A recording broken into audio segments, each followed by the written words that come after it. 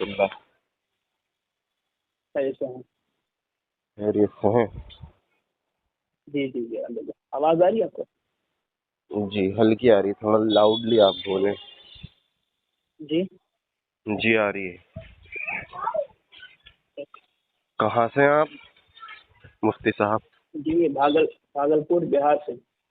بھاگلپور بہار سے ہیں آپ؟ ماشاء اللہ، جی جی اللہ تعالیٰ سلامت رکھے۔ اچھا، کس جماعت سے آپ تعلق رکھتے ہیں مولانا صاحب؟ ایسے تو حنفی ہوں، اور مدرسہ مظاہر علوم سے میں نے کیا کہتے ہیں دورہ کیا ہے، اور اس کا مراد آباد سے۔ تھوڑا تیز آپ بولیں گے مولانا صاحب؟ آواز صاف نہیں آ رہی؟ ہیلو۔ ہاں اب آ رہی ہے، اس طرح سے بولیں تو آئے گی۔ اچھا اچھا۔ تو بتایا تھا فیض بھائی نے آپ کے بارے میں کہ تھوڑی سی بات کر لیجئے۔ ہاں ہاں جی، تو آپ یعنی حنفی ہیں، اور خصوصاً آپ غالباً دیوبند جماعت سے تعلق رکھتے ہیں؟ جی جی جی ٹھیک، تو ٹھیک ہے، وقت کو ضائع نہ کرتے ہوئے، قلیل سمجھتے ہوئے اپنی باتوں کے آغاز کی طرف چلتے ہیں۔ آپ یہ بتائیے کہ جی جی۔ رفع الیدین کے تعلق سے آپ کا مکمل موقف کیا ہے؟ رفیدین کے تعلق سے جی یعنی کہ فقہ اعتبار سے جو حنفیوں کے یعنی کہ جو ان کی کتابوں میں ہے مستحب ہے، استحباب کا ہے، افضلیت کر کے رفع دین پر ہے۔ البتہ رفع دین کرنا نہیں کرنا دونوں یعنی کہ طریقہ ہم لوگ کے یہاں ثابت ہے، ہم مانتے ہیں دونوں ثابت ہے، اور ترجیح بھی دیتے ہیں کر کے رفع دین پر۔ جی، جی یعنی آپ یہ کہنا چاہتے ہیں کہ رفع الیدین کرنا اور نہ کرنا دونوں طریقہ ثابت ہیں، لیکن جو ترجیح ہے وہ ترجیح ہے ترک ہاں رفع الیدین کو۔ تو جی جی گویا کہ آپ کی اس بات سے یہ باور ہو رہا ہے کہ آپ رفع الیدین کو منسوخ نہیں سمجھتے ہیں۔ ہاں، یعنی کہ تو کہتے ہیں نا کنفرم یقینی منسوخ نہیں سمجھتے ہیں۔ تو بعض علماء نے لکھا ضرور ہے نص، لیکن یہ کہ اس کو یہ ان کے یعنی کہ جو اختلافات ہوتے تھے اور جو جوابات دیتے تھے لوگ، اس بنیاد پر مختلف قسم کے جوابات دیتے تھے، تو ایک جواب انہوں نے نص کے ذریعے سے بھی دیا، یہ مانتے ہیں، یعنی کہ اس کو یعنی کہ حتماً منسوخ نہیں مانتے ہیں بعض علماء جی، کے، یعنی کہ تو یہ بات تو آیا وجوہات ہو گئی مانتے ہیں۔ مفتی صاحب، یہ بات تو آیا ہو گئی ہے کہ جی رسول جی اللہ سے کرنا اور نہ کرنا دونوں طریقہ سے ثابت ہے۔ تو میرا جی تنقیح جی آپ سے یہ ہے کہ ایک عمل کرنے والی ذات ایک ہے یعنی رسول اللہ، تو اس کا عمل افضل اور غیر افضل کس وجہ سے، کس معیار سے ہو سکتا ہے، اس کی وضاحت کر دیں۔ کیونکہ آپ نے کہا ہے کہ نہ کرنا افضل ہے، جبکہ کرنا بھی اسی نبی سے ثابت ہے، تو دونوں کا یہ متضاد ہو رہا ہے۔ ایک ہستی، ایک ہی نبی، عمل دو، تو افضلیت کیوں دی آپ نے ایک کو دوسرے پر؟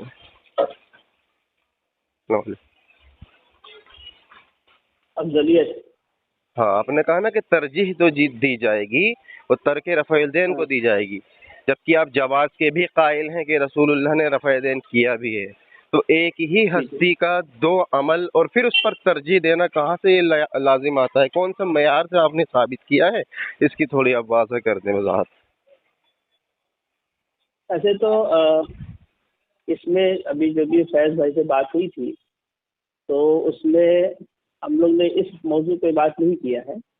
جی تو اصل میں جو بات انہوں نے ہمیں کہی ہے اس کی بات، تو کیونکہ ہم حنفی ہیں، تقلید کرتے ہیں امام حنیفہ کی، جی تو امام حنیفہ کے جو فقہ جو ان سے نکلا ہے، ان کے جو علماء یا جو انہوں نے مل کر کیا، تو ابھی سمجھیے گا کہ نصوص پر یعنی کہ ہوتا ہے نا کہ نصوص پر غور کر کے اور اس پہ جو ہے اجتہادی طور پر یعنی ترجیح جو علماء دیتے ہیں، جو تمام ائمہ کا جو ایک طریقہ رہا ہے، تو جس طرح سے وہ ترجیحات بعض حدیث کو بعض پر یا بعض عمل کو بعض پر دیتے ہیں، تو وہ ان کے اصول جو ہیں ان کی بنیاد پر وہ دیتے ہیں۔ ہم نے تو بحیثیت حنفی ہونے کے جو کتابیں حنفیوں کی پڑھی ہے ان پر اعتماد کرتے ہوئے اس کو ہم نے یعنی کہ مانا ہے کہ یہ ارجح ہے اس کے بنسبت.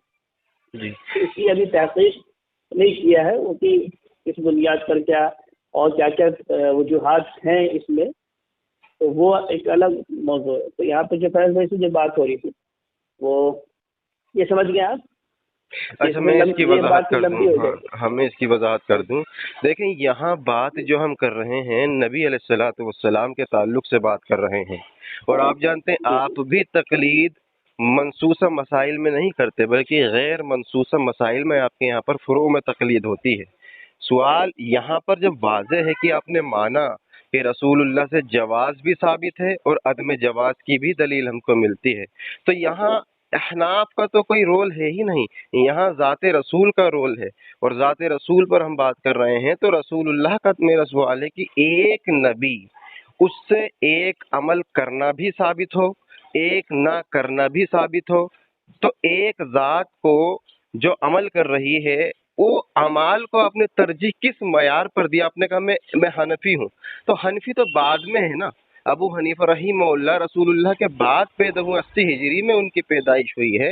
اس سے پہلے اصحاب کرام اس چیز پر عمل کر رہے تھے، رسول اللہ صلی اللہ علیہ وسلم عمل کر رہے تھے، تو وہ ترجیح کس معیار پر دی ہے یہ کہہ کر آپ نہیں کہہ سکتے کہ ہم احناف ہیں. وہ تو بات کی چیز ہے نا، پہلے تو عمل موجود ہے. ایسا تھوڑی ہے کہ جب احناف دنیا میں وجود میں آئے تبھی یہ عمل ہوا ہے، نہیں پہلے سے ترجیح موجود ہوگی. ایک منٹ، جی صحیح کہا آپ نے، نہیں آپ نے صحیح کہا، لیکن دیکھیے جب مسائل میں اختلاف ہوگا ظاہر سی بات ہے، یا حدیث میں دو طرح کی حدیثیں آئیں گی، تو ظاہر سی بات ہے کہ ترجیحات کا ایک اسلوب ہوگا جو شافعی کا بھی ہوگا، حنفیوں کا بھی ہوگا.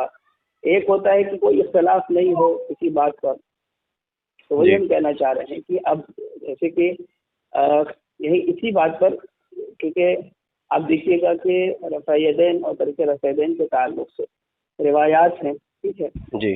اور اسی طرح سے ابھی جو فیض بھائی سے بات ہو رہی تھی تو انہوں نے جو بات کہی تو کئی بار ہوئی اور ہم ان کو سمجھا بھی نہیں پائے کیونکہ تھوڑا سا وہ یعنی کہ اس چیزوں سے واقف نہیں ہے.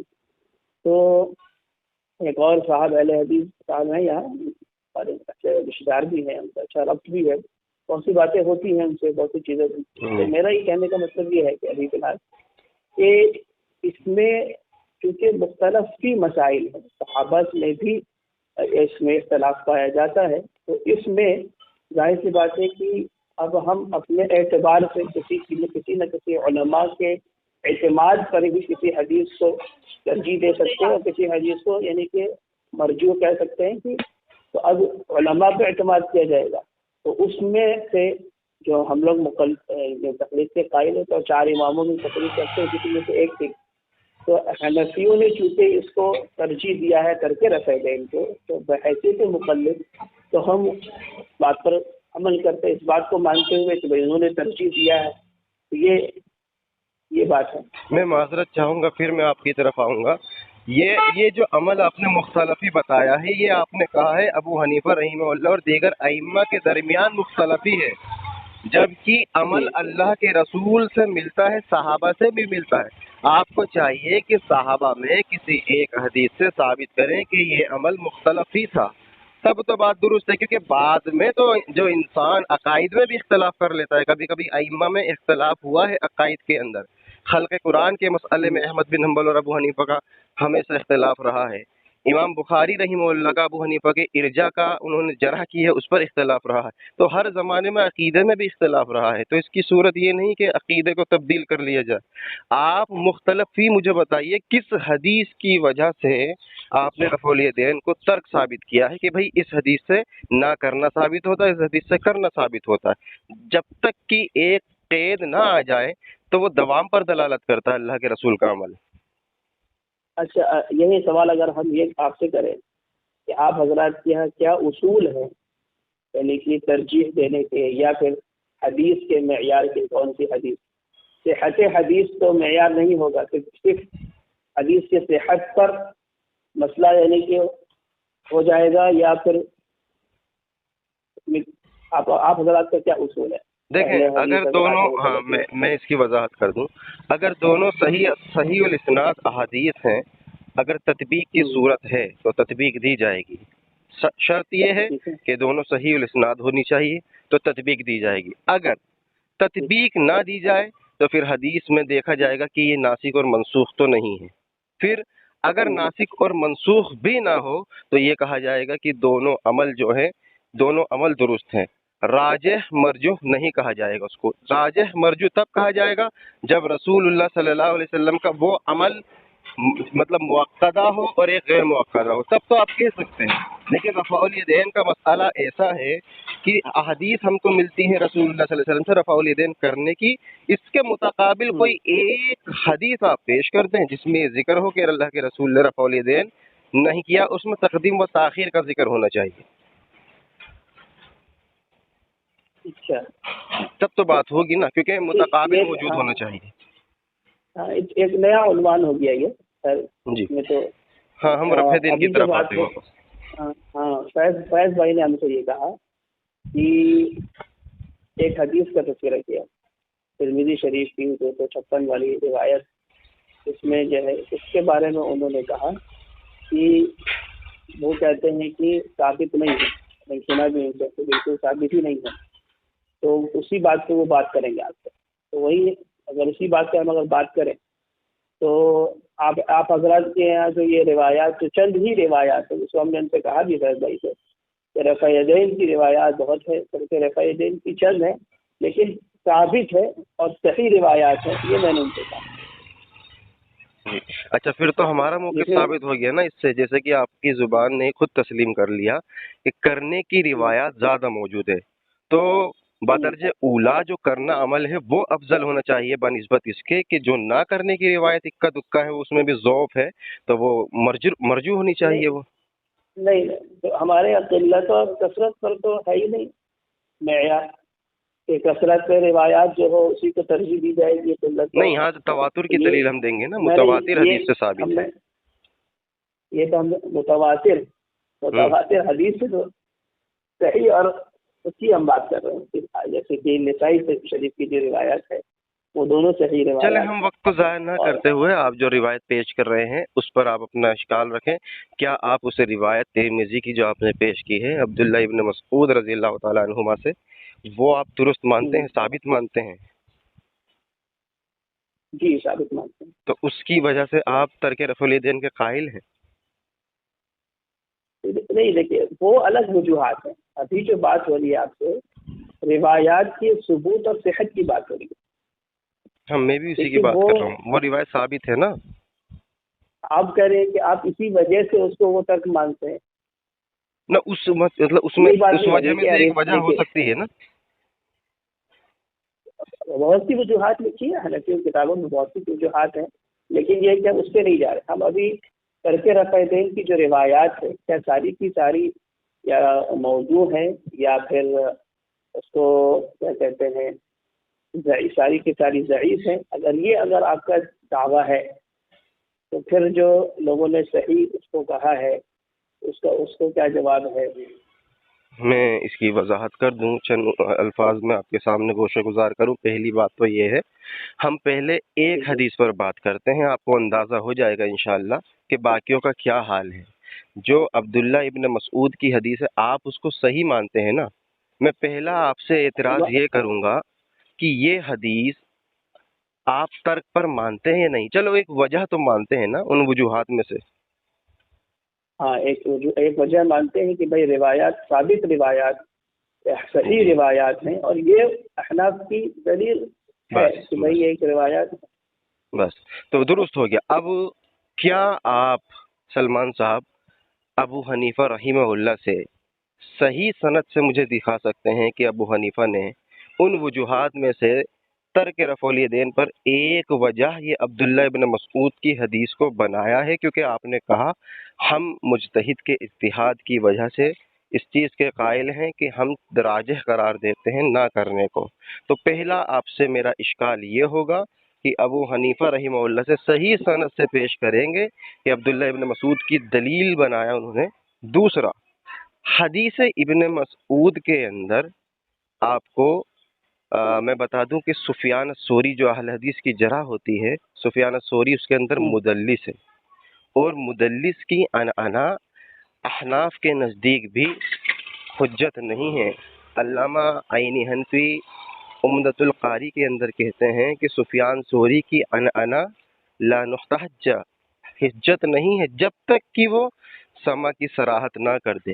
تو ترمذی کی جو حدیث ہے اس میں سفیان ثوری ہی ہیں اور وہ صیغۂ عن سے بیان کر رہے ہیں، اور صیغۂ عن سے بیان کرنا امام شافعی رحمہ اللہ کہتے ہیں کہ مدلس کی روایت صیغۂ عن سے قبول نہیں جب تک کہ وہ حدثنا سمیتو نہ کہتے۔ تو یہ روایت تو اصولاً اصول حدیث کی روح سے ضعیف بن رہی ہے، آپ کو چاہیے کہ سفیان کی سما آپ پیش کریں۔ اچھا ٹھیک ہے، یعنی کہ آپ کا یہی پہلا جواب اعتراض ہے ہے، اس کا۔ یہ پہلا اعتراض ہے، اس کے علاوہ اور بھی اس میں علتیں ہیں۔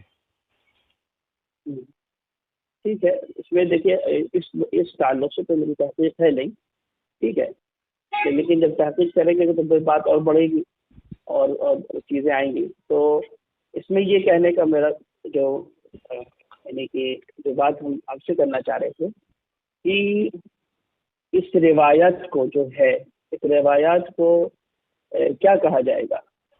عنعنہ آپ نے کہا عن کی وجہ سے تو یہ روایت ضعیف ہوگی۔ تو امام ترمذی نے جو اس کو حسن کہا ہے، حدیث حسن، جی، تو یہ ان کی خطا ہوگی۔ دیکھیں امام ذہبی رحمہ اللہ ایک بہت بڑے محدث ہیں، آپ بھی جانتے ہیں، واقف ہوں گے، کئی کتاب ہیں ان کی، اس میں سے ایک کتاب ہے سیر اعلام النبلاء۔ سیر اعلام النبلاء کے اندر کہتے ہیں کہ امام ترمذی کی تحسین و تصحیح حجت نہیں ہے۔ وجہ اس کی یہ ہے، خود جو ہے نا آپ کہتے ہیں کہ امام ترمذی متساہل ہیں، اور متساہل کا تساہل برقرار رہتا ہے، آپ جانتے ہیں، جب تک کہ وہ کسی سے موافقت نہ کر جائے۔ تو امام ترمذی رحمہ اللہ متساہل ہیں، ان کا حسن کہنا کوئی درست نہیں ہوتا۔ ہاں، ان کی موافقت دیگر محدثین کر دیں متقدمین تو مانی جائے گی ایک وقت کو۔ تو یہاں تو امام ترمذی متساہل ہیں، تحسین کر رہے ہیں، تو تحسین قبول ہے۔ اب دیکھیں اس میں کیا ہوتا ہے کہ اب اس میں بعض علماء جیسے کہ جرح تعدیل میں بہت سخت ہوتے ہیں، بعض نرم ہوتے ہیں، ٹھیک ہے، ایک بات کی بنیاد پر جو ہو سکتا ہے کہ آپ نے جو حوالہ دیا ہے تو اب اس میں تحقیق کرنی پڑے گی کہ بعض کتنے ایسے علماء ہیں جو ان کی جرح و تعدیل کو یا تضعیف و تحسین کو کتنا ضعیف مانتے ہیں۔ میرا مطلب نہیں، بس یہی ہے تو ٹھیک ہے، چلیے ان کے ہی مطابق کہ انہوں نے اس کو حدیث حسن کہا ہے، اس لفظ کے اعتبار سے بھی اگر کہا جائے، اور اگر ہم ان تمام پانچوں کا اگر ہم حال بھی معلوم کریں کہ یہ کیسے روات ہیں، تو سارے کے سارے راوی جو ہیں، یعنی کہ کوئی ان میں سے ایسا نہیں ہے کہ جس کی بنیاد پر اس حدیث کو ضعیف کہا جا سکے۔ جی، کوئی بھی راوی اس میں ایسا نہیں۔ جو سفیان ثوری کی جو بات آپ نے کہی، ان کے تعلق سے بھی ثقۃ حافظ ابن حجر نے فرمایا۔ تو اگر ہم صرف اس کو ہم فقہی اس میں نہیں لے جا رہے، ہم اس کو حدیث کی بنیاد پر ہم کہنا چاہ رہے ہیں کہ یہ جو حدیث نسائی شریف کی حدیث ہو یا پھر ترمذی شریف کی جو روایت ہے، انہوں نے تو یہ ساری کی ساری روایت جو ہے، ایک روایت امام ابو داؤد نے جس کے تعلق سے بات کہی ہے لفظ کے تعلق سے، تو ان میں میرا یہی کہنا تھا فیض بھائی کہ آپ جو بھی کہہ رہے ہیں، دیکھیے آپ جو کہہ رہے ہیں نا، وہ ظاہر سی بات ہے کہ جو رفع دین اور ترک رفع دین کے بحث ہو گیا، وہ کہ اس کے حجت یعنی جو مسئلہ ہے ترک رفع دین والا جو مسئلہ ہے، اس کے دلائل اور اس کا جو بھی وجوہات ہے اس کو ترجیح دینے کی، اس کا مسئلہ ہو گیا، اور تو یہ ایک دوسری بحث ہو جا رہی ہے۔ اور جو ہمیں آپ سے جو بات کرنی تھی، سے بات کر رہے تھے کہ ثبوت یعنی کہ صحت کی، کہ صحیح ہونے کی، تو اس پہ ہم نے جب کہا تو ہم نے تحقیق کیا، کیونکہ ظاہر سی بات ہے کہ آپ ایک دوسرے مطلب فکر کے ہیں، ہم دوسرے مطلب فکر کے ہیں، تو ہم نے جو اہل حدیث ہمارے یہاں رہتے ہیں اور جو بھی رہتے ہیں، ہم ان کی جو بھی یہ جو رفع دین والی روایات ہے تسلیم کرتے ہیں کہ ثابت ہے، صحیح روایات ہیں، سمجھ رہے ہیں؟ تو کہنے کا مطلب یہ ہے کہ ہم صرف بحیثیت حنفی جو ہے ہم ترک رفع دین کو یعنی راجع سمجھتے ہیں اور اس پہ عمل کرتے ہیں، اور ہم ان کو جو بھی ہم سے پوچھتے ہیں، بعض ہمارے کزن باہر کے تو ہم کو رفع دین جو چونکہ وہ رہ رہے ہیں ایسے ماحول میں تو وہ رفع دین آپ کے لیے کوئی حرج نہیں. تو اس میں ہم نہیں پڑھ رہے ہیں.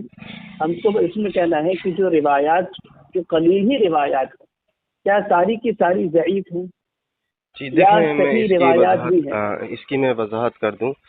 جیسے کہ آپ نے کہا کہ کم سے کم امام ترمذی رحمہ اللہ کے نزدیک تو یہ حسن ہے. دیکھیں، ہر محدث جو کتاب میں حدیثوں کو لکھتا ہے تو اس کے نزدیک وہ صحیح ہوتی ہے، لیکن دیگر محدثین پر وہ جو علت ہے وہ کھل جاتی ہے. ضروری نہیں ہے کہ ایک انسان کو علم نہیں ہے علت کا، وہ جو ہے اس کو بعد میں پتہ بھی چل جاتی ہے، یا ہوتا ہے کہ نہیں پتہ چلتی. جیسے کہ مثال کے طور پر ایک کتاب ہے صحیح ابن ابی عوانہ، صحیح ابن حبان، تو یہ پوری نام جو ہے کتاب کا بتا رہا ہے کہ صحیح ہوں گی، لیکن کم سے کم جس محدث نے اس کتاب کو لکھا ہے اس نے اس کا نام اسی لیے صحیح رکھا کیونکہ اس کے نزدیک وہ ساری روایت صحیح ہیں. لیکن آپ جانتے ہیں کہ صحیح ابن خزیمہ پہ بھی احناف جرح کرتے ہیں سینے پہ ہاتھ باندھنے والی روایت کو، تو امام ابن خزیمہ کے نزدیک وہ صحیح ہے، لیکن آپ کہتے ہیں کہ سینے پہ ہاتھ باندھنے والی روایت میں وائل ابن حجر والی ثابت نہیں ہے، سفیان ثوری مدلس ہے. رہا یہ کہ دیکھیں امام ترمذی رحمہ اللہ جو ہیں انہوں نے جو تحسین کی ہے وہ رجال کے اوپر نہیں کی ہے.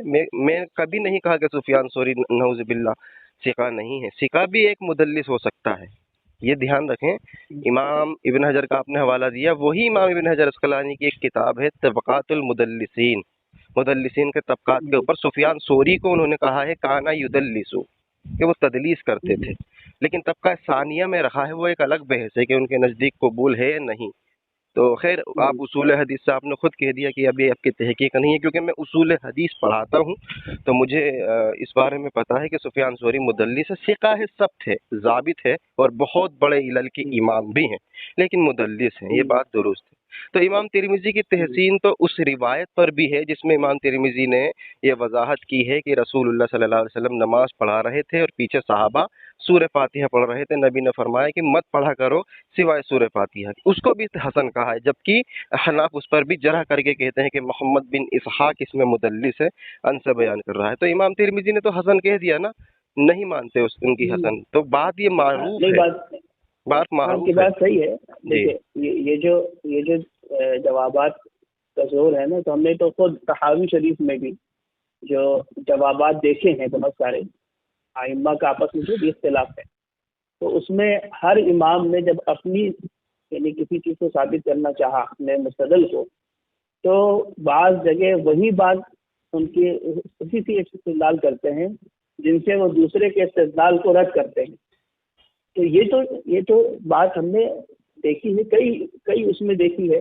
یہاں تک کہ اگر آپ دیکھیے گا تو اس میں جو ہم نے تحقیق کیا تو بعض حضرات نے جو ہے ایک اور راوی ہے اس میں جو ہے وہ عاصم بن کلیب، ان کے تعلق سے بھی بعض نے کہا تفرد کی جرح کی، ان کے تعلق سے بھی چیزیں ہیں. لیکن یہ بخاری کے بھی راوی ہیں، کہنے کا مسلم کے راوی ہیں. تو کہنے کا مطلب یہی ہے کہ یہی وجوہات ہوتی ہیں اختلافات کی. جب آدمی اجتہاد کرتا ہے تو بعض چیزوں کو وجہ بناتا ہے. جیسے آپ نے خود کہا کہ بھائی صحیح ابن حبان وغیرہ میں اب کیا ہوتا ہے کہ جو بھی جتنے بھی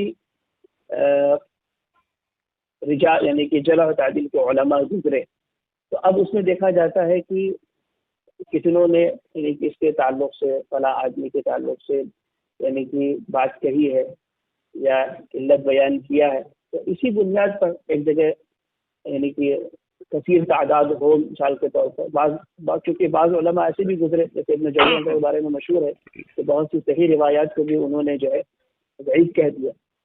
وہی کہنے کا مطلب ہے کہ اس میں ایک لمبی چوڑی تحقیق ہوتی ہے، کتنے پرانے علماء نے کتنے تو وہی تو میں کہنا چاہتا ہوں کہ جب یہ تحقیق آ گئی، اب جیسے کہ آپ نے راجح مرجو عمل میں بھی قرار دے دیا. آپ جانتے ہیں اصول حدیث میں بھی راجح اور مرجو ہوتا ہے کہ اصول حدیث کی روشنی میں جب علت واضح ہو جائے تو پھر روایت ضعیف ہو جاتی ہے. اور بات جب یہ آ گئی کہ بخاری مسلم صحیحین اور تمام کتابوں میں رفع الیدین کی دلائل موجود ہیں، تو یہ چیز منکشف ہونے کے بعد کوئی انسان اگر رفع دین نہیں کرتا تو یہ پھر یہ ہوگا کہ یہ تعصب کی وجہ سے صرف اس نے اس لیے چھوڑا کیونکہ ہمارے احناف جو ہیں اس کو ترجیح نہیں دیتے. تو یہ تو اللہ کے رسول صلی اللہ علیہ وسلم سے تقدم اختیار کرنا ہے. فلا وربک لا یؤمنون حتی یحکموک فیما شجر بینہم. ایسا نہیں ہے. میں مکمل کر لوں. دیکھیں ابو داؤد رحمہ اللہ کی جو آپ نے بات کہی میں وہ جرح کیا بھی نہیں ہوں، حالانکہ اگر اس پر بات کی جائے تو نحوی اعتبار سے اس میں بھی آپ یہ کہہ سکتے ہیں، انہوں نے کہا ہے کہ لیس ہوا بھی صحیح ہن، اب ہوا جو ہے وہ غائب کے لیے آتا ہے، جبکہ حاضہ کہنا چاہیے تھا، لیس حاضہ، تو وہ بحث نہیں ہے۔ ہو سکتا ہے امام ابو داؤد نے ترمذی کو نہ کہہ کر دوسری حدیث کو جو ہے انہوں نے جو مختصر سا ٹکڑا طویل ہے اس کو ضعیف قرار دیا ہو اور مختصر کو صحیح کہا ہو۔ تو بات یہ ہے کہ اس پر میں بات ہی نہیں کر رہا، یہ اعتراضات میں پڑھ چکا ہوں، میں آپ کے تمام جتنے بھی دلائل ہیں چاروں طرف کے میرے علم میں ہیں۔ امام نووی رحمہ اللہ نے بھی تحسین کی ہے، ہمارے علامہ البانی نے بھی ترمذی کی اس حدیث کو صحیح کہا ہے، صفت الصلاۃ کے اندر امام ترمذی نے بھی صحیح کہا ہے، امام منذری نے بھی صحیح کہا ہے، 3-4 محدثین ہیں۔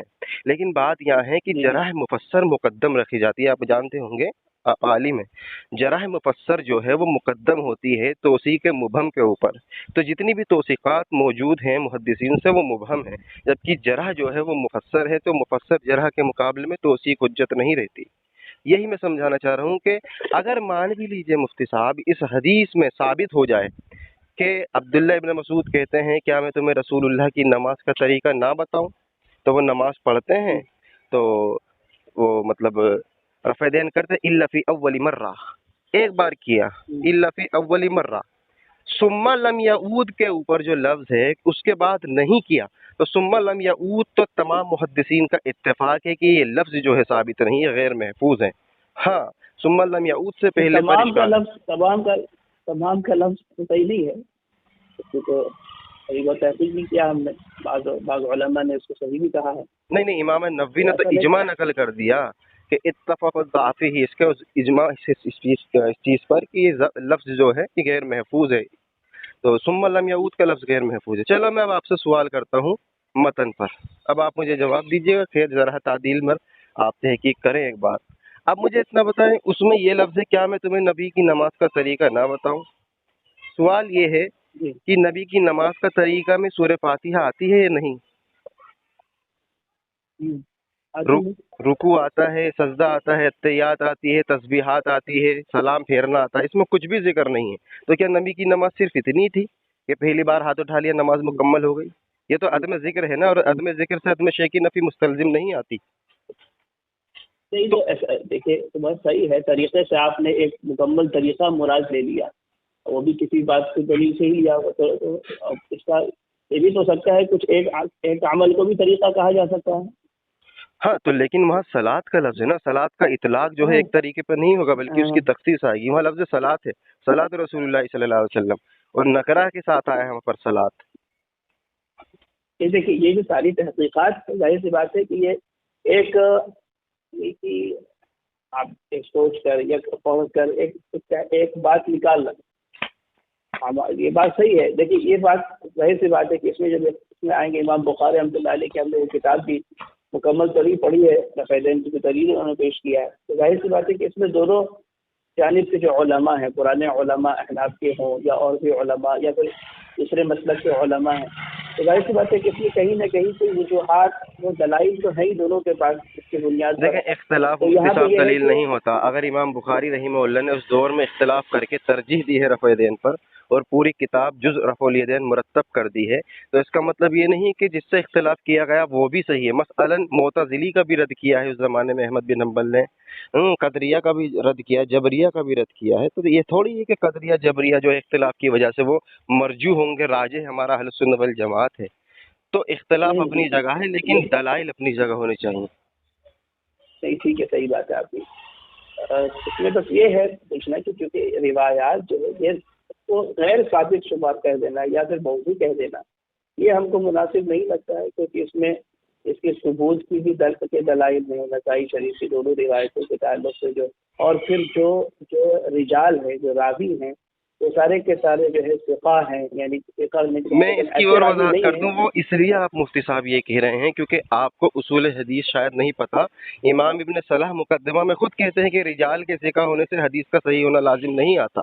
بعض اوقات انسان کہہ دیتا ہے رجال ثقۃ، اس کے رجال ثقہ ہے، لیکن ہو سکتا ہے کہ اس کے اندر انقطاع موجود ہو، مرسل ہو، سارے راوی ثقہ ہوتے ہیں لیکن انقطاع پایا جاتا ہے۔ وہ تو ٹھیک ہے، نہیں وہ تو ٹھیک ہے، لیکن میرے کہنے کا مطلب یہ نہیں ہے کہ اب یہاں پہ تو انقطاع نہیں نہ ہے، کہ ایسی کوئی علت یہاں پہ نہیں ہے जिसकी बुनियाद पर इसको अच्छा ہے نا مرسل ارسال ہے نا, تدلیس جو ہے تدلیس ایک ارسال ہی ہے. شیخ البانی رحمہ اللہ نے جب شیخ البانی رحمۃ اللہ نے جو ہے اس کو کیا کہتے ہیں صحت صحیح قرار دیا ہے. اس کے بعد بھی رفع دین کرتے تھے, دیکھ لیں آپ, اس کے بعد بھی رفع دین کرتے تھے.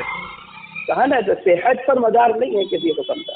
جی, ساری صحیح امام حدیثوں پر البانی عمل ہو. رحمہ اللہ کے نزدیک کیونکہ سفیان ثوری کی تدلیس مضر نہیں ہے, یہ تو بات آیا ہے ہمارے اہل حدیث میں, اور میں بتا چکا ہوں کہ راجع اور مرجو ہوتا ہے صفت علت اگر پتہ چل جاتی ہے انسان کو تو پھر دیکھا نہیں جاتا, توثیق ہوتی ہے تو مبہم ہوتی ہے, یا علت واضح ہو گئی ہے سفیان ثوری کی. مثال کے طور پر آپ کو میں بتا دوں, ایک استاد ہے, ایک کذاب استاد ہے, ایک سچا استاد ہے. اب اس نے نام نہیں لیا, نہ کذاب کا نہ سچے کا, کیسے پتہ چلے گا انسان نے کس کا سنا؟ ایک منٹ بتا رکیے گا وہ فون. جی جی جی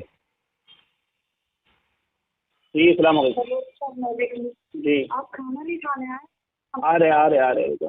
اچھا آپ کھانا کھائیے, میں نے پریشان کر دیا آپ کو. ٹھیک ہے, نہیں ٹھیک ہے, انشاءاللہ پھر کبھی وقت ملے گا تو بات کریں گے تفصیل سے, کیونکہ ابھی میں بھی تھوڑا بزی تھا. اس سال جی مولانا اس تعلق سے تو بہت لمبی چوڑی بحث ہے یہ, اور ہم سمجھتے ہیں کتابوں میں بھی اس کا وہ اب یہ ہے کہ اکثر نو اگر کوئی تحقیق کرے بالکل ایک ایک چیز کی, تو جیسے آپ کے پاس کوئی اعتراض ہو تو ہم یعنی کہ اس کی تحقیق کریں, تو یہ اب آپ تو پڑھا رہے ہیں ماشاء اللہ, تو آپ کے علم میں بھی ہوگا. تو اس میں چونکہ اب ہم سمجھتے ہیں کیونکہ ہمارے یہاں دونوں عمل کیا جا سکتا ہے احناف کے, اور ہم لوگ نہیں کہ کیا کہتے ہیں تقلید میں اس کو کر کے اس کو راجع مانتے ہیں, اور روایات بھی ہیں بات کا عمل مانتے ہیں. اس کے پیچھے جو بھی دلائل ہوں, آپ کے پاس بھی دلیل ہے, اور ہم سمجھتے ہیں کہ ہم سمجھتے ہیں, ہم اپنے علماء سے بھی پوچھا کہ بھائی اہل حدیث کے تعلق سے میں ان سے نہیں, یعنی شافعی وغیرہ سے نے کہا کہ اگر وہ روایات کی بنیاد پر عمل کرتے ہیں کسی بھی یعنی کہ چیز پر, کس بنیاد پر کہ حادثہ سے مرضی ہے تحقیق کیا ہے جو بھی, وہ عند اللہ معجور ہے. اور میرا بھی یہی ماننا ہے اس میں وہ عند اللہ معجور ہے. اور آپ لوگ شاید ہم لوگ کے عمل کو نہیں, پھر میں اس پر ہی الزامی جواب یہ دوں گا نا کہ اگر ہم معجور ہیں تو آپ کو دلائل دکھانے پڑیں گے. ابو حنیفہ نے اس کو دلیل بنایا ہے صحیح سند سے, جو آپ نے دلائل تو ہمارے پاس ہیں, اس سے دلائل تو ہیں.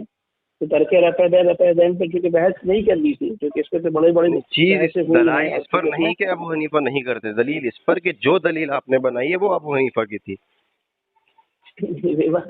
یہی تو صحیح سند سے چاہیے. ہماری جو بات تھی آپ سے, تو بات آپ سے یہ تھی کہ کیا یہ روایتیں ثابت ہے کہ نہیں, کیونکہ ایک بات یہ آتی ہے ثابت نہیں ہے. ثابت نہیں کا لفظ جو ہے وہ بہت ہی یعنی کہ الگ سمجھا جاتا ہے کہ ثابت نہیں ہے. ایک ہوتا ہے کہ ثابت ہے لیکن غیر یعنی کہ مرجو ہے, راجع کوئی اور ہے آپ کے یہاں, جیسے کہ وہ روایت یہ ثابت کے تعلق سے میں وضاحت کر دوں مفتی صاحب, خود جو ہے عبداللہ ابن مبارک جو ابو حنیفہ کے استاد ہیں اور معاصر ہیں, شاگرد ہیں اور ان کے معاصر بھی ہیں, خود ان سے علم حاصل کیا, ابو حنیفہ کے ساتھ نماز پڑھی. تو ابو حنیفہ رحمہ اللہ کے ساتھ جو نماز پڑھے بہتر وہی جانتا ہے نا. تو عبداللہ ابن مبارک خود کہتے ہیں, ترمذی میں ہی ان کا قول موجود ہے, آپ نے پڑھا ہوگا 256 نمبر پر, 255 پر, 257 پر آپ کی والی روایت ہے اور 255 پر ابن عمر والی روایت. عبداللہ ابن مسعود کی روایت کو عبداللہ ابن مبارک کہتے ہیں کہ لم یثبت عندی, میرے نزدیک یہ روایت ثابت نہیں ہے. تو یہ ثابت نہیں ہے کہ الفاظ ہمارا نہیں ہے بلکہ انہی کے معاصر کا ہے, عبداللہ ابن مبارک کا. اس حدیث کے تعلق سے آپ کبھی کھولیے گا 257 کے پیچھے عبداللہ بن مبارک کا قول آپ کو ملے گا. وہی نا کہا کہ یہ ان کا قول ہے, ضرور ہے ان کا قول, لیکن دوسری طرف نسائی میں انہی سے مروی ہے. تو کہنے کا مطلب یہ ہے کہ نسائی شریف میں لیکن اب دیکھیں رروایت میں آنا اور عمل کو ترجیح دی جائے گی. عبداللہ ابن مبارک کا عمل رفع الیدین کرنے کا صحیح سند سے موجود ہے. دیکھیے مفتی صاحب مولانا, پھر وہی بات آ جاتی ہے کہ ابھی جو بحث ہماری ہے وہ اس پر نہیں ہو رہی ہے کہ وہ کون سا راجع ہے اور کون سا مرجو ہے. بحث یہ ہو رہی کہ جو روایات ہیں وہ روایات موضوع ہیں. اس کی میں ایک لفظ میں وضاحت کر دوں, پھر آپ جو ہے لیٹ ہو رہے ہیں, کھانا کھائیے گا. میں ایک لفظ میں کہہ دوں, جو روایات ضعیف ہے اس کو ہم ضعیف مانتے ہیں, جو روایت موضوع محدثین کے نزدیک ہے وہ ہم اس کو موضوع مانتے ہیں, جو صحیح ہے اس کو صحیح مانتے ہیں. لیکن آپ کو میں بتا دوں, میں نے ابھی جتنی تحقیق کی ہے, میں اتنا بڑا عالم تو نہیں ہوں, ایک طالب علم ہوں, آج تک مجھے ایک صحیح سند سے ترک رفع الیدین پر روایت نہیں ملی جو جرح سے خالی، ایک بھی روایت صحیح نہیں ہے. کچھ روایت موضوع ہیں، کچھ ضعیف ہیں، اور جو صحیح ہیں اس میں رفع الیدین کا کہیں بھی عدم کا ذکر نہیں ہے جو جابر بن سمرہ کی پیش کی جاتی ہے. تو میرے نسائی شریف کی دونوں روایت جو ہے شیخ البانی نے صحیح کہی ہے. نسائی والی وہی ہے نا، عبداللہ بن مسعود والی، ابو داؤد میں بھی آئی ہے، سنن کبریٰ میں بھی آئی ہے، مسند احمد میں بھی آئی ہے، یہ روایت صحیح نہیں ہے. تعدد ترک کی وجہ سے وہ روایت 10 نہیں ہو جاتی، جیسا آپ نے خود کہا نا کہ ہم تعداد کو نہیں دیکھتے. بنفس روایت ہم بات کر رہے ہیں، بنفس روایت. جی جیسے بخاری وغیرہ میں جو سجدے والی روایت سجدے میں رفع کیا، تو بنفس روایت ثابت ہے کہ نہیں؟ بخاری میں یہ روایت نہیں ہے کہ سجدے میں نہیں، بلکہ یہ ہے کہ لا یفعل ذلک فی السجود، سجدے میں رفع دین نہیں کرتے تھے، یہ ہے. اچھا چلیے، بات صحیح روایات میں یہ ثابت ہے، صحیح روایات میں اس کی ٹھیک ہے، اس کو پھر بعض بات علماء نے اس کو وہ کر دیا، لیکن یہ کہ صحت کی ہم بات کر رہے ہیں کہ آپ صحیح کہہ رہے ہیں کہ آپ کہہ رہے ہیں بھائی آپ کے دلائل ہیں اور اس کے پرانے علماء کے بھی دلائل ہیں. بات یہ ہے کہ یہ کمی ہو قلیل ہی ہو، لیکن یہ روایت بھی صحیح ہے. بہت سے علماء میں اس کی وضاحت ہی کر رہا تھا کہ جن محدثین نے اس کو صحیح کہا ہے، پہلی بات تو وہ متقدمین میں کوئی بھی نہیں ہے سوائے امام ترمذی کے. متاخرین میں ہیں ایک دو، وہ بھی معاصر میں، جیسے علامہ البانی، امام نووی، تھوڑے متاخرین میں سے بس 2-3 ہیں. باقی جمہور محدثین نے اس حدیث کی تضعیف کی ہے، جس کے اندر امام درقطنی آتے ہیں، امام بخاری آتے ہیں، احمد بن حنبل آتے ہیں، امام ابن حبان آتے ہیں، امام بہت سارے امام ہیں، میں گنا نہیں سکتا، کم سے کم 28 محدثین نے اس حدیث کی تضعیف کی. احناف کے جو محدثین امام محمد اور یوسف، انہوں نے سب کچھ تحسین کیا ہے، اس کو صحیح کہا ہے. امام محمد رحمہ اللہ جو ہے ان پر خود جو ہے آپ جانتے ہیں کہ جرح شدید کی ہے محدثین نے، بعض نے کذاب تک کہہ دیا.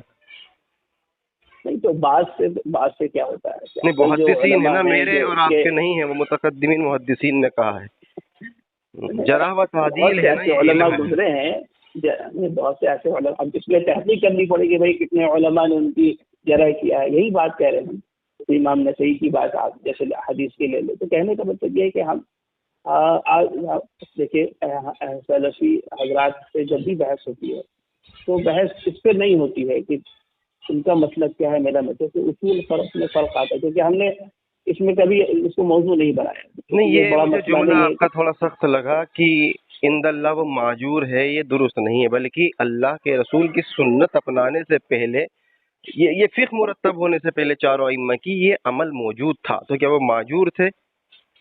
عمل تو دونوں پایا جاتا ہے.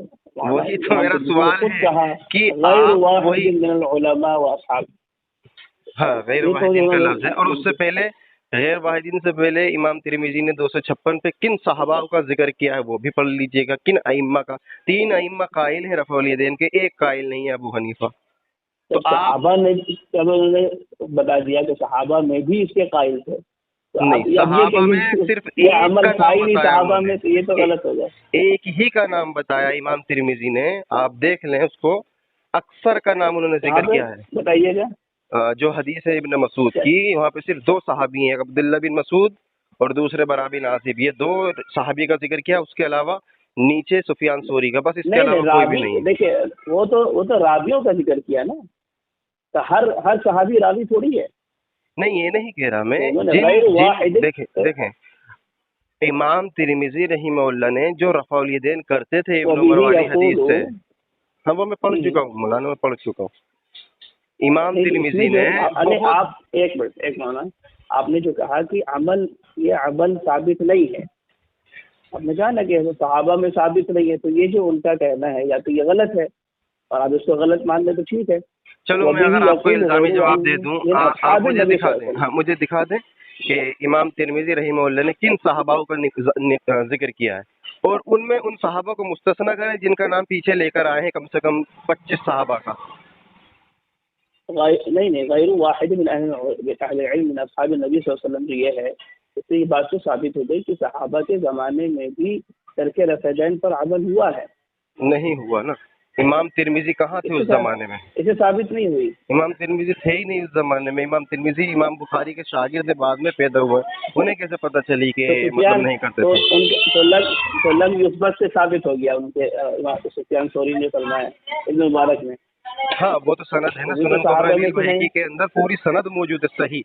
میں تو اشکال کر دیا نا ترمذی کی سند پہ. آپ ہاں لم یثبت والی سند پر آپ اعتراض کر دیں, میں تو متصل اس کو ثابت کر دوں گا عبداللہ بن مبارک. نہیں تو ہم مان ہی رہے, ہم کہاں کہہ رہے کہ ان کی بات یہ یعنی کہ انہوں نے کہی ہے یہ بات. تو امام ترمذی نے جو قول نقل کیا ہے وہ قول جو ہے سند تھوڑی ہے, وہ تو ان کا قول ہے. ہم آپ کو حدیث بتا رہے ہیں, حدیث اور قول میں فرق ہوتا ہے. وہی نہ کہہ کہ دیکھیں آپ کا بھی مستدل ہے, ہمارا بھی مستدل ہے. ہاں بس یہ ہے کہ آپ کا مستدل جو ہے وہ ضعف پر مبنی ہے, آپ کے نزدیک ضعف پر ہے. نہیں, ہمارے نزدیک کا مطلب یہ ہے کہ محدثین ہماری کیا حیثیت ہے, ہماری جماعت کی کیا حیثیت ہے. ہم تو محدثین سے لیتے ہیں. نہیں ہے امام ترمذی محدث ہیں. وہ تو امام ترمذی اس چیز کو بھی کہتے ہیں کہ جو سورہ فاتحہ نہیں پڑھتا امام کے پیچھے, اکثر صحابہ کا اس پر عمل ہے امام کے پیچھے. تو جب آپ وہاں نہیں مانتے امام ترمذی کو؟ مانتے ہیں, ہم ان کی روایت کو مان رہے ہیں. دلائل پہ ہم ترجیح کا جو مسئلہ ہے وہ بات کے علماء کا ہے. ایک ہے روایت کی تصحیح اور اس کے ثبوت, تو اس کے ثبوت کی بات ہم کر رہے ہیں. وہی تو میں کہہ رہا ہوں کہ امام ترمذی سورہ فاتحہ میں اکثر صحابہ کو لے کر آ رہے ہیں. جس طرح سے آپ نے کہا نا اکثر صحابہ غیرہم کے ساتھ, تو وہاں پر بھی اکثر کا لفظ سورہ فاتحہ میں. تو اب امام ترمذی کا مستدل آپ نے چھوڑ دیا, علماء کی طرف اب آپ آ رہے. علماء کی طرف میں جاؤں تو محدثین کی طرف جا سکتا ہوں جو بڑے بڑے ہیں ان سے امام ترمذی سے.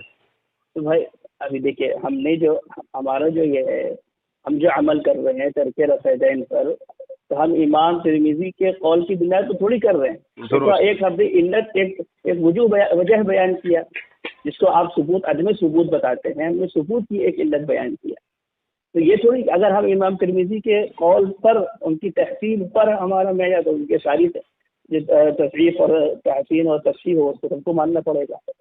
یہ نہیں جب امام بخاری پہلے جو ہے امام ترمذی سے پہلے کوئی محدث ہے آپ کے پاس اس روایت کی تحسین کرنے والا جو مسلم ہو؟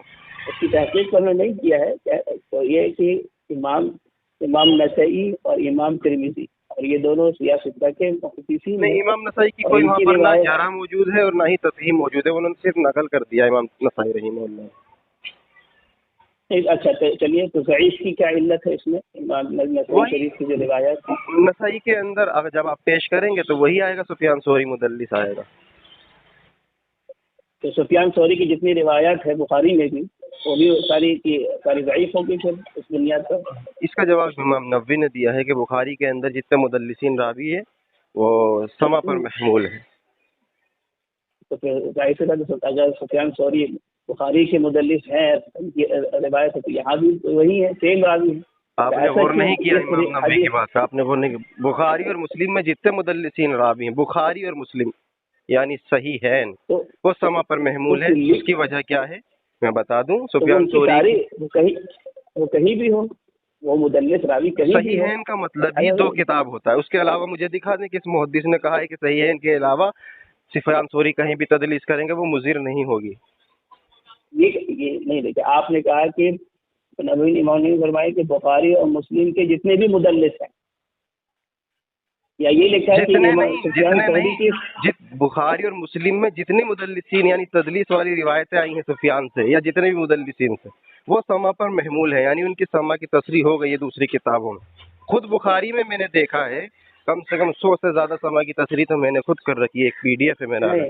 اچھا امام نووی کو قول کہاں پر ہے یہ والا؟ شرح نووی کے اندر آپ کو مل جائے گا, مسلم کی جو شرح کی ہے. اچھا وہ ذرا ہو تو مجھے بھیج دیجیے. ہاں میں انشاءاللہ. کیا ہے کہ ایک آپ جو کہنا چاہ رہے ہیں کہ سفیان ثوری کی تدلیس جو بخاری اور مسلم ہے صرف وہی قابل قبول ہے, اور سفیان ثوری کی جو تدلیس کہیں اور ہے وہ قابل قبول نہیں. میں اس وجہ سے نہیں کہہ رہا مولانا صاحب کہ امام نووی نے اس کو کہا ہے, میں اس وجہ سے کہہ رہا ہوں کہ اس کی سما کی تصریح میں نے دیکھی ہے. آپ مجھے کوئی پیش کریں, مثال کے طور پر آپ کوئی بھی بخاری کی روایت مجھے پیش کریں اس میں سفیان موجود اور تدلیس کر رہا ہو, انشاءاللہ یہ ذرائع ناچیز آپ کو اس کی سما کی تصریح دے گا. حدثنا سمیت و اخبرنی قال علی یا مطابعات اس کی پیش کرے. ٹھیک ہے, یہ آپ کا دیکھیے یہ آپ کا صحیح اعتراض بھی ہے، صحیح چیز بھی ہے اور قابل تحقیق بھی ہے۔ کہنے کا مطلب یہ ہے کہ اس پہ تحقیق کی جائے گی، اور پھر جو بھی اب اس میں کیا ہوتا ہے کہ کئی علماء کی ایک تعداد ہے، اس میں بھی کئی علماء ہوں گے، کئی بات انہوں نے کہی ہوگی۔ ہماری جو بحث اس کو ہم انشاءاللہ ختم کریں گے، تو ہماری جو فیض بھائی سے بات ہو رہی تھی تو اسی بات پر ہو رہی تھی کہ انہوں نے جو جب کہہ دیا کوئی بھی ثابت نہیں ہے، اور جب روایات کو ہم نے دیکھا تو اس میں ثبوت ملتا ہے، ملتا ہے لفظ، تو یہی بات ہم نے کہہ رہے تھے، وہ کافی لمبی چوڑی بات ہو رہی تھی۔ اب یہی ہے کہ اب اس کے جو لکھا ہے انہوں نے، اس سے جو جرح تعدیل ہے یا بھی جو بھی اسماء ہے، اس کی ایک لمبی چوڑی تحقیق ہے اس میں ہوگی، تو ٹھیک ہے۔ لیکن اچھا لگا آپ سے بات کر کے، اور کئی باتیں آئیں آپ کے لیے، اس میں انشاءاللہ موقع ملا تو اسے تحقیق بھی کریں گے۔ بس یہی ہے کہ ایسے علماء ہیں جنہوں نے اس کو کہا ہے، اگرچہ ان کی وہ بات کو ضعیف قرار دیا ہے جیسے آپ کہہ رہے ہیں بہت سے لوگوں نے، ویسے ہی ہمارے علماء نے بھی اس کو مضبوط کہا ہے، اس کو دلائل دیے ہیں۔ اب یہ ہے کہ جس پہ شرح صدر ہو جاتا ہے علماء کو آج سے، کیونکہ ہم نے بھی یعنی کہ پہلے ہمارا بھی بریلوی ماحول تھا، اور پھر ہم مدرسے میں گئے اور چیزیں پڑھی، تو بہت ایسا نہیں ہے کہ ساری چیزیں ہم بس جو حنفی سے سنا بلا تحقیق، بہت کچھ تحقیق بھی ہے۔ تو اب اس میں جیسے ہم نے تحقیق کیا تو ہم کو بھی شرح صدر ہوا کہ بھئی ایسا نہیں ہے کہ بالکل ہی اس کو یعنی کہ اس پہ ثابت نہیں ہے اور ضعیف ہے، اور بالکل اس معاملے میں یہ بات درست ہے کہ انسان جو ہے جب تحقیق تبھی ہوتی ہے، میں سمجھتا ہوں کہ جب مخالف کوئی ایسا اعتراض کر دے کہ انسان تحقیق کرنے پر مجبور ہو جائے، تو اس کو پھر اور اس کے ذریعے سے اللہ تعالیٰ سر صدر کو کھولتا ہے کہ اس نے یہ اعتراض کیا تھا، اس کا جواب میں اپنے علماء کی کتابوں میں تلاش کروں گا۔ پھر آپ دیگر جگہ پر دیکھیں گے، آج ہو سکتا ہے کہ میری زبان سے آپ کو ایسی بات دکھی ہوگی کہ آپ سوچیں گے ضرور کہ ایک بار تحقیق کروں اس چیز کی، تو اس سے آپ کا علم پھر اور وسیع ہوگا، آگے کسی سے بات کریں گے پھر اور اس کا جواب بہتر دے پائیں گے۔ یہ ہمیشہ ہوتا ہے۔ میرے شیخ ہیں شیخ کفایت اللہ سنابلی، آپ نے نام سنا ہوگا، ہندوستان کے جانے مانے ہیں کفایت اللہ سنابلی، تو ان کی کتاب آپ نے سنی ہوگی سینے پہ ہاتھ باندھنے کے تعلق سے، تو بہت اچھی کتاب ہے، 950 پیج کی، پھر اس کے رد میں بھی جو ہے ادھر سے حناف کی طرف سے آئی۔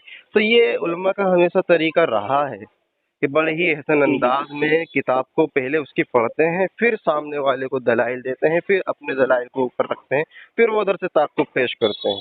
تو یہ سلسلہ چلتا رہتا ہے، لیکن اس وجہ سے کسی کو یہ کہنا کہ تم مطلب رفع دین کرتے ہو، مشرک ہو، یہودی ہو، فلاں چیزیں، اس طرح سے نہ کہا جائے۔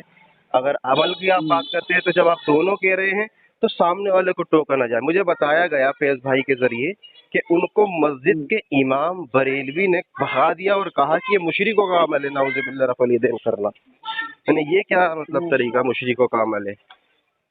بالکل، یعنی کہ ایسا عوام میں تو ہے بہت اس طرح کی چیزیں، اور بریلوی حضرات کے یہاں تو تشدد ہے ہی۔ ہمارے یہاں تو ماشاءاللہ جو اہل حدیث حضرات صاحب ہے وہ نماز بھی پڑھا دیتے ہیں، کبھی امام نہیں رہا تو رفع دین کے ساتھ۔ وہ دیوبندی میں تو میں خود پیچھے نماز پڑھتا ہوں، میں ہمیشہ 5 وقت کی نماز آپ جانتے ہیں۔ کبھی میں اپنے امام ہیں، حافظ ہیں ہمارے یہاں پر، کبھی الحمدللہ کبھی بھی میں نے ان سے رفع الیدین یا کسی بھی مسئلے پر ڈیبیٹ نہیں کیا، صرف آرام سے ان کے پیچھے نماز پڑھو اور اپنے گھر پہ آؤ، کوئی بحث نہیں کرتے، زبردستی نہیں۔ ہاں یہ میرا خود ذاتی رائے ہے، میں کبھی بریلوی کے پیچھے نماز نہیں پڑھتا ہوں، بھلے ہی جو ہے وہ کتنا ہی مطلب احسن انداز کا ہو، لیکن میں ان کے پیچھے نہیں پڑھتا نماز۔ اندرونی مجھے جو ہے سخت ان کے عمل سے